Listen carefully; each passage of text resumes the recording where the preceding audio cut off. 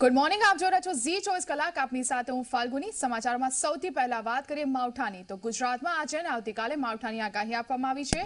સૌરાષ્ટ્ર અને દક્ષિણ ગુજરાતમાં માવઠાની આગાહી છે। ગીર સોમનાથ, અમરેલી, ભાવનગરમાં માવઠાની આગાહી આપવામાં આવી છે તો નવસારી, સુરત, વલસાડમાં પણ માવઠું પડી શકે છે। શનિવારે ગુજરાતના 45 તાલુકામાં માવઠું પડ્યું, જેના કારણે ખેડૂતો ચિંતામાં મુકાયા છે।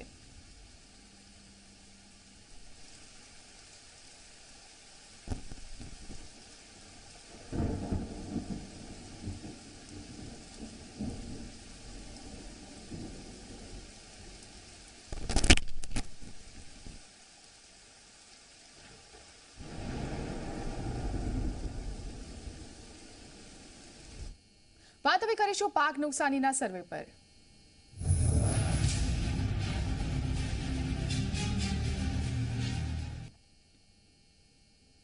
राज्य में कमोसमी वरसादथी थयेला नुकसानीनो सर्वे करवामां आवशे। नुकसानी अंगे मुख्यमंत्री विजय रूपाणीए मोटुं निवेदन आप्युं छे। राज्यमां 3 દિવસથી कमोसमी वरसाद वरसी रह्यो छे, जेनो सर्वे करी खेडूतोने सहाय चूकववामां आवशे। जी 24 કલાક पर खेडूतो माटे आ सौथी मोटा समाचार छे।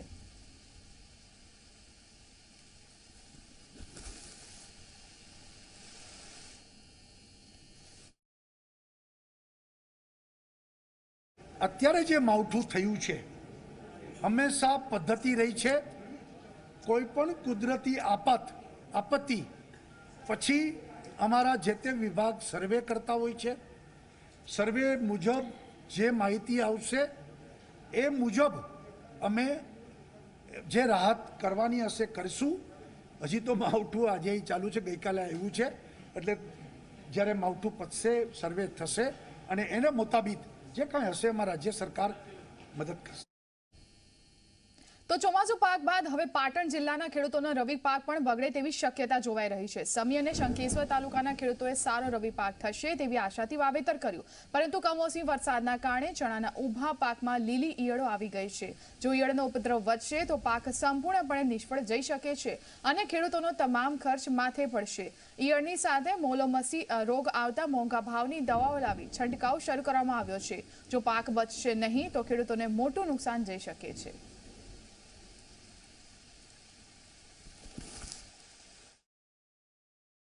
पहला समय कपासनु वावेतर कर्युं हतुं। वरसाद वधारे थता कपा बधा बोराई गया। घणोने वीघे 1500 रूपियानो खर्चो करीने कपा वाईने नेदीने बेदीने कम्प्लीट कर्या। वरसाद वधारे कपास बोराई गया बराबर। पछी पाछळ वीघे चणा 10 किलो जोईए एटले के 500-700 रूपियाना वीघे चणा लईने एवी चणा 50-60 वीघा वाया है। पछी आ उगीने हरखा थया एटले ईयळो आई एटले वीघे 4 पंप जोए एटले गणोने 5 वीघाना 20 पंप जोए एटले विकासनी 1500-2000 અને મચ્છીની 1500 એમ કહીને 3035 રૂપિયાની 5 વીઘે ખર્ચો થાય એવો ખર્ચો હાલ ઈયળું જીવાતને મેલોન મચ્છી આવ્યું છે એટલે એવો ખર્ચો છે। એમ ઈયળો બોવાય છે સાહેબ। અમે તો બધા ખેડૂતો પહેલા થઈ ગયા છે બરોબર। અત્યારે હાલ ચણાનું વાવેતર કર્યું હતું પણ ઈયળો ખાવા માંડી છે તારી બધું।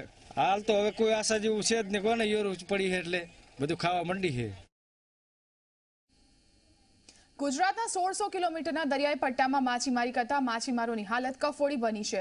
આર્થિક સંકળામણ અંગે માછીમારોએ CR પાટીલ, પૂનમ માડમ, રમેશ તડુક સહિતના 6 સાંસદોને રજૂઆત કરી છે। માછીમારોએ ચાઇના સહિતના દેશમાં માલ એક્સપોર્ટ કર્યો હતો, પરંતુ ફિશનું પેમેન્ટ અટવાઈ જતા માછીમારો માટે ગુજરાન ચલાવવો મુશ્કેલ બન્યું છે, જેથી પોરબંદર, વેરાવળ, માંગરોળ, ઉના, જાફરાબાદ, દીવ સહિતના બંદરે માછીમારી કરતા લોકોએ આર્થિક સહાયની માંગ કરી છે, જેમાં રાજ્ય સરકાર ડીઝલ પરથી વેટ અને કેન્દ્ર સરકાર એક્સાઇઝ ડ્યુટી હટાવે તેવી માંગણી પણ માછીમારો કરી રહ્યા છે। અને જો વિદેશમાં અટવાયેલા રૂપિયા નહીં મળે તો માછીમારીનો વ્યવસાય બંધ કરવો પડે તેમ છે। ત્યારે માછીમારોએ સાંસદો પાસે રજૂઆત કરી મદદની ગુહાર લગાવી છે।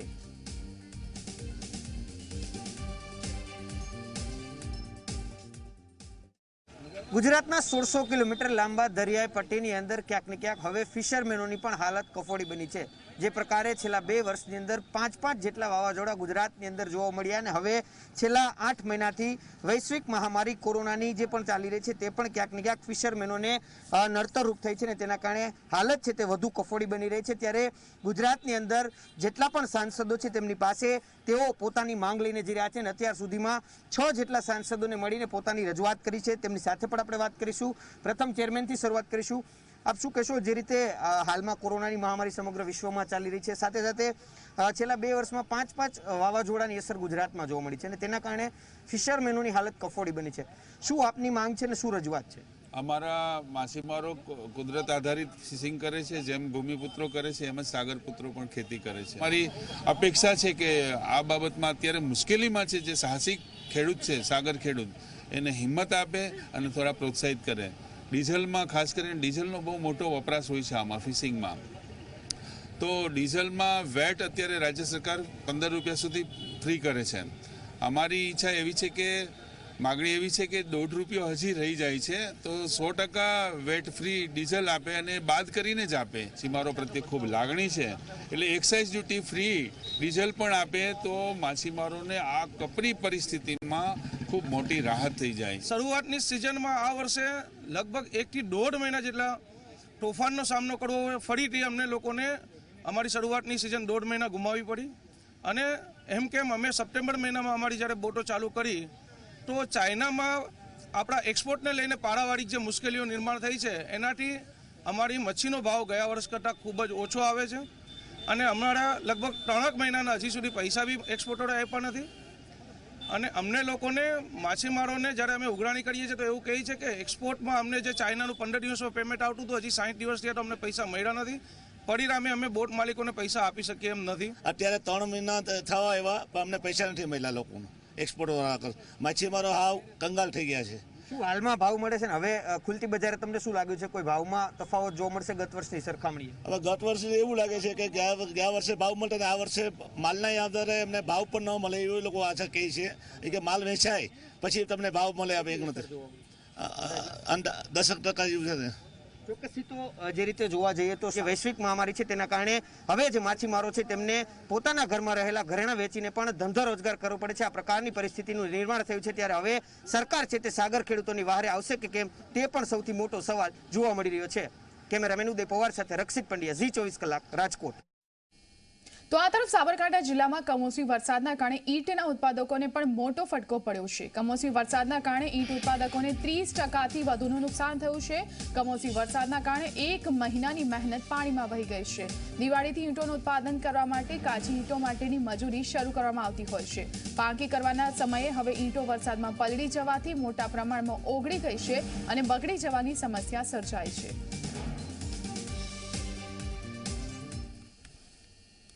નુકસાનમાં એવું થયું કે આમાં લગભગ અમે 15 દિવસથી પાટલા લેબરને બોલાવી દીધેલા. એના કારણે 15 દિવસથી કામ ચાલુ જ હતું, બધું રેગ્યુલર સરસ ચાલતું હતું. પણ એમાં થયું શું, કમોસમી વરસાદ થઈ ગયું, માવઠું થઈ ગયું, એમાં લગભગ ઘણું નુકસાન થઈ ગયું. પડથાની ઈંટ બધી ખરાબ થઈ ગઈ. અને બીજું એક જે લેબરનો લગભગ 5-6 દિવસનો અમારે ગેપ રહેવાની, કારણ કે કામ લેબર બધી બેસી રહેવાની 5-6 દિવસ અને પછી બીજું લગભગ 15 દિવસ નહીં પૂરા ને 15 દિવસ પછી પૂરા, 1 મહિના સુધી અમારે લગભગ કામ પીલું રહેવાનું. અત્યારે જ્યારે લેબરો દિવાળી પછી આવ્યા તો દિવાળી પછી આવ્યા પછી બી સ્ટોક અત્યારે લોકોને પ્રજાપતિઓને કાચી ઈંટો જે ચાલુ કર્યા પછી અત્યારે વરસાદનું માવઠું થયું તો આખા જિલ્લામાં પ્રજાપતિઓને ઈંટ ઉત્પાદકોને મસ્ત મોટું નુકસાન થયેલું છે. આ ઈંટો જે પરથાની છે બધી બગડી જશે અને વત્તા ઉપરની છે 2-3 ઈંટો નુકસાન જશે અને ફેંકી દેવી પડશે, એ કોઈ કામમાં ના આવે. નુકસાન 30-40% જેવું નુકસાન થયું છે. જે અમારા જે નાના સાદા ઈંટવાળા જે છે એ સામાન્ય જ હોય છે, 3-4 લાખ ઈંટો પાડે, કોઈ 5-6 લાખ ઈંટો પાડે. હવે એના ઉપર નિર્ભર થતું હોય, એના લીધે એના પાછળ મજૂરોને ચાલતું હોય તો મજૂરોને પણ અમારે એની શું છે, આ મજૂરીની અમારે મજૂરી તો આપી જ દેવી પડે છે. નંગે જે નક્કી કરેલું હોય ને એડવાન્સ જે હોય તે એમાંય પણ અમારે ભોગવવું જ પડે છે પાછું. વાત કરી કેનાલમાં પડતા ગાબડાની તો મહેસાણાના બહુચરાજીમાં વધુ એક ગાબડું પડ્યું છે. શંકલપુર અને સાપાવાડ વચ્ચેની માઇનોર કેનાલમાં ગાબડું પડતા ખેડૂતોના ખેતરમાં પાણી ભરાયા છે, જેથી રાયડો, કપાસ સહિતના પાકમાં ભારે નુકસાન થયું છે. પાટણની કેનાલમાં પણ વધુ એક ભ્રષ્ટાચારનું ગાબડું પડ્યું છે.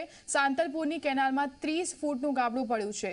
જારુસા અને બામરોલી ડિસ્ટ્રિક્ટ કેનાલમાં ગાબડું પડ્યું છે, જેના કારણે લાખો લીટર પાણીનો વેડફાટ થયો છે અને આ ગાબડું પડવાના કારણે જીરું, રાયડો, ઘઉંના પાક પર પાણી ફરી વળ્યા છે. વારંવાર ભ્રષ્ટાચારના ગાબડા પડતા ખેડૂતોમાં રોષ છે.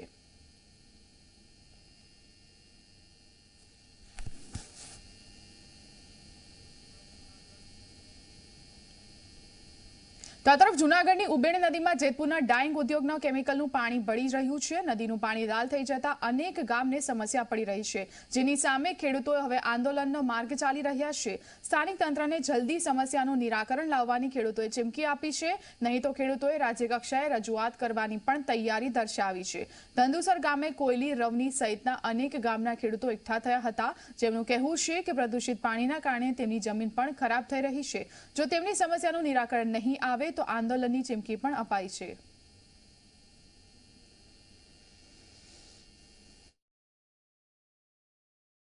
અત્યારે અમે અહીંયા ધંધુસર ગામે આખી મિટિંગ કરી, ગામના બધા લોકો ઉપસ્થિત રહ્યા છે, એટલે ધંધુસર સુધી પાણી પહોંચ્યું ને આગળ પણ પહોંચવાની હવે તૈયારી છે। આ વિસ્તારના આવતા લગભગ 40થી 50 જેટલા ગામડાઓ અત્યારે પ્રદૂષિત થઈ ગયા છે અને હવે આજે અમે એક રણનીતિ નક્કી કરી છે કે જે છૂટક લડતા હતા એની બદલે હવે આખી ખેડૂત રક્ષા સમિતિના નેજા હેઠળ આગામી દિવસોમાં લડાઈ લડવી। એના માટે અમારે 5-10 વર્ષ સુધી લડવું પડે તો અમારી લડવાની તૈયારી છે। એના માટે અમે તન, મન, ધનની પણ નક્કી કર્યું છે કઈ રીતે આયોજન કરવું। દરેક ગામડામાં સમિતિ બનશે અને આગામી દિવસોમાં પદયાત્રા કરવી, માનવ રેલી કરવી, માનવ સાકર રચવું, આવા વિવિધ કાર્યક્રમો આપશું। છેલ્લા ઘણા સમયથી જે જેતપુર ડાઇંગ એસોસિએશન દ્વારા કેમિકલયુક્ત પાણી જે ઉબેણ અને ઓજત નદીની અંદર ઠલવાવામાં આવે છે, એ પાણી અત્યારે ઘેડ વિસ્તાર સુધી પહોંચી ગયું છે। એના ભાગરૂપે આજે અતુલભાઈ શેખડાના આગેવાનીમાં અમે જોરદાર મિટિંગનું આયોજન કર્યું અને એના માટે ભવિષ્યની આયોજનની અંદર શું કરવું કે આજુબાજુના ગામડાની અંદર કમિટી બનાવી અને સેટ ઘેડ વિસ્તાર સુધીના ગામડાને અમે સંપર્ક કરી અને મોટું જનાર્દન ઊભું કરી અને કોઈ પણ રીતે આ ગામડાને બચાવવા, ખેતી બચાવવા અને પશુ બચાવવા માટે આ પાણી કોઈ પણ રીતે બંધ કરવું જોઈએ। જસ્ટ આ એક ધંધુસર ગામની વાત કરીએ તો ધંધુસર ગામથી ઓછામાં ઓછું જૂનાગઢ શહેરને 30%ની વસ્તીને દૂધ પૂરું પાડે છે।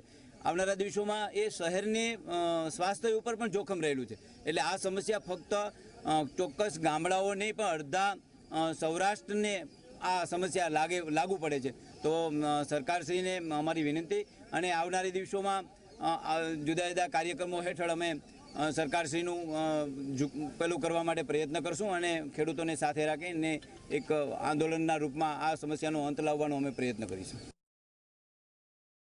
કુદરતે જ્યારે સારો વરસાદ આપ્યો છે ત્યારે માનવ સર્જિત આ સમસ્યા આપ જોઈ શકો છો। આપ ધંધુસર ગામની જે ઉબેણ નદી છે તે ઉબેણ નદીની અંદર કેમિકલ યુક્ત જે ડાઇંગનું પાણી ભળ્યું છે, જેના હિસાબે નદી પ્રદૂષિત બની છે, જેના હિસાબે ખેડૂતોને મોટી પારાવાર મુશ્કેલી છે। ત્યારે ગ્રામજનોને પીવાના પાણીના તળ પણ લાલ થવા માંડ્યા છે।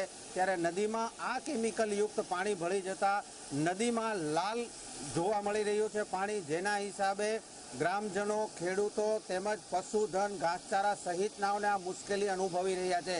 ત્યારે આજે ધંધુસર ગામની અંદર 8થી 10 ગામના લોકો, સરપંચ સહિત ખેડૂતો ઉપસ્થિત થયા છે અને આ જન આંદોલનની તૈયારી કરી છે।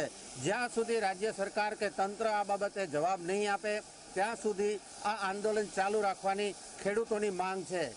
ઝી મીડિયા, ભાવિન ત્રિવેદી, જૂનાગઢ। બુલેટિનમાં લઈશું એક બ્રેક।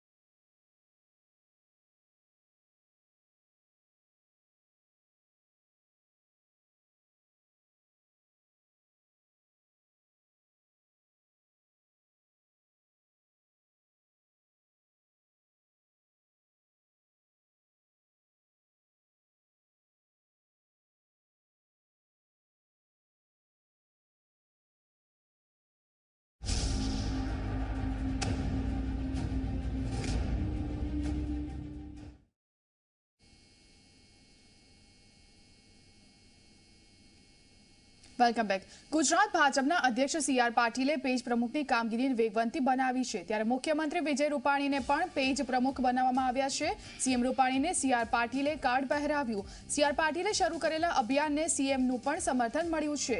અધ્યક્ષ જવાબદારી સોંપે તે તમામ કાર્યકર્તાઓ નિભાવશે. આ ઉપરાંત સીએમ રૂપાણીના પત્નીને પણ આ કાર્ડ આપવામાં આવ્યું છે.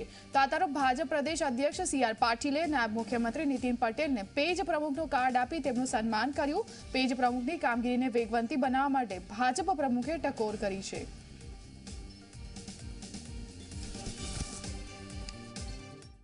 બધા કાર્યકર્તાને લાગુ પડે છે, પછી મુખ્યમંત્રીઓ હોય કે બૂથનો કાર્યકર્તા હોય. પ્રદેશ અધ્યક્ષ સી.આર. પાટીલે જે આખા ગુજરાતમાં 50,000 બૂથના તમામ બૂથની યાદીના પેજ, એના એક પ્રમુખ, એ આખી સંગઠનની વ્યવસ્થાઓ જે બનાવવાનો અભિગમ સાથે પ્રારંભ કર્યો છે. તો મારા વિસ્તારમાં, હું પણ પહેલાં કાર્યકર્તા છું, પછી મુખ્યમંત્રી છું, મારા વિસ્તારમાં એક પેજની જવાબદારી મારી પણ બની છે અને એ પેજ પ્રમુખ તરીકે મેં પણ મારી સમિતિ સબમિટ કરેલી છે અને દરેક પેજ પ્રમુખોને આ પ્રકારના આઈડેન્ટિટી કાર્ડ આપવામાં આવી રહ્યા છે. આજે મને પણ આઈડેન્ટિટી કાર્ડ પાર્ટી તરફથી મળ્યું છે. અમારા કડીના શહેર પ્રમુખ દ્વારા પેજ પ્રમુખ બન્યો હતો અને પક્ષની નેતાગીરી, પક્ષનું સંગઠન જે માર્ગદર્શન આપે, જે કામગીરી સોંપે, એ બધા જ પેજ પ્રમુખો આખા ગુજરાતમાં જે લાખોની સંખ્યામાં થવાના એ મોટું સંગઠન, શક્તિશાળી સંગઠન પેજ પ્રમુખોનું જે અમને મળ્યું છે એ દરેક સમયે પક્ષના કામમાં આવશે. સી.આર. પાટીલજી ખૂબ ઉત્સાહથી દરેક કાર્યકરોને જે પ્રોત્સાહન આપી રહ્યા છે એ પણ કાર્યકરો માટે ખૂબ આનંદરૂપ છે. કોઈ પણ વ્યક્તિ કામ કરે પણ એની જો કોઈ પીઠ થાપડે તો એને વિશેષ કામ કરવાનો ઉત્સાહ થતો હોય છે. હવે વાત કરીશું ભાજપની ચિંતન બેઠક પર.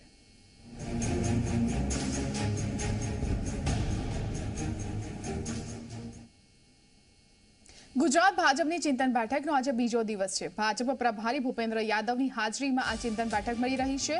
ભાજપ અધ્યક્ષ બન્યા બાદ સી.આર. પાટીલની આ પહેલી ચિંતન બેઠક છે. મુખ્યમંત્રી, નાયબ મુખ્યમંત્રી સહિત મંત્રીમંડળના સભ્યો આ બેઠકમાં હાજર રહેશે. ચિંતન બેઠકમાં સ્થાનિક સ્વરાજની ચૂંટણી મુદ્દે ચર્ચા થઈ રહી છે, તો સંગઠનાત્મક કાર્યક્રમો મુદ્દે પણ બેઠકમાં ચર્ચા. ચિંતન બેઠકમાં મુખ્યત્વે મુદ્દો સ્થાનિક સ્વરાજની ચૂંટણીઓ રહેશે અને સ્થાનિક સ્વરાજની ચૂંટણી માટે એક લાંબુ આયોજન શું કરવું અને ડિટેલ આયોજન માટેની આ બેઠક છે. ભારતીય જનતા પક્ષનો કદી સ્વભાવ રહ્યો છે કે કોઈ પણ ચૂંટણીને પાર્ટીના કાર્યકર્તાઓના સંખ્યાબળ અને કાર્યકર્તાઓના બળના આધાર પર બારીક આયોજન કરીને સમય પર એનું મૂલ્યાંકન કરીને અને એ ચૂંટણીઓ લડવી. એને જ કારણે ભારતીય જનતા પક્ષ દરેક ચૂંટણીઓમાં એક પછી એક યશ પ્રાપ્ત કરતો જાય છે. આગામી ચૂંટણીઓમાં પણ પુનઃ યશ પ્રાપ્ત કરવા માટે આ પ્રકારની ચિંતન બેઠકનું આયોજન કર્યું છે.